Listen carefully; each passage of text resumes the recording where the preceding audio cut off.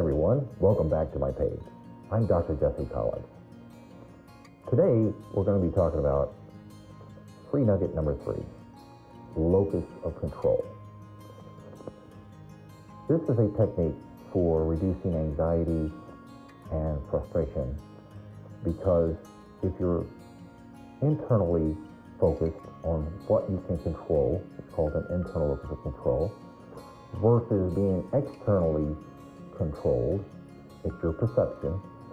If you perceive that you're controlled by external forces, it's going to raise your frustration and anxiety. For example, if you think that the wife and kids did it to you, or the bank did it to you, or your boss at work did it to you, and that's the reason you're frustrated and upset, then these are external forces, and you feel like you're being controlled by things outside of you. That tends to make you frustrated because you're not in control of those other people. And this will lead you to a frustrated and even can bring depression type of lifestyle. So, first of all, we have to become aware. When you think about things and situations in your life, who do you feel is in control of those situations? Who do you feel has control and that you can either influence or that you have control over? So, the number one thing is to become aware when you have a concern, who's in charge of this concern? Is it something that's in my control or not? If it is, then take the action that you feel is appropriate for taking control of that situation.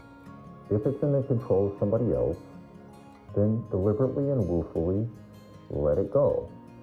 You can only carry the things that you're responsible for. I recently did an interview with Channel 8 in which we talked about that relative to weather. And weather being something that we don't control. However, people often allow weather to make them very frustrated and upset. Yet, in fact, they don't control the weather.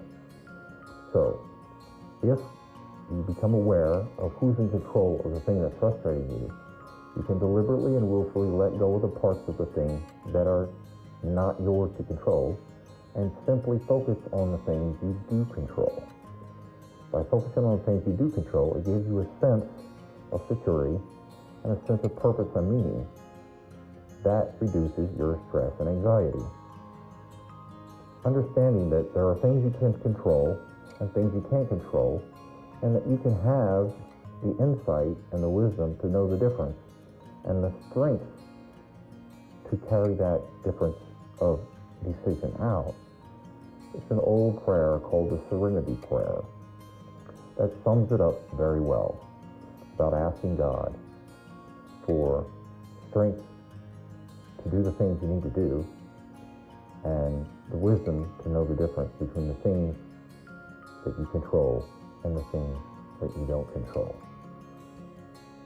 If, in fact, you become mindfully aware of the things in your life that are causing you stress, and then choose to look at whether or not those things are in your control or not, and let go of the things that you have no control over, you can dramatically reduce your stress and frustration. Thanks for stopping by. Have a great day.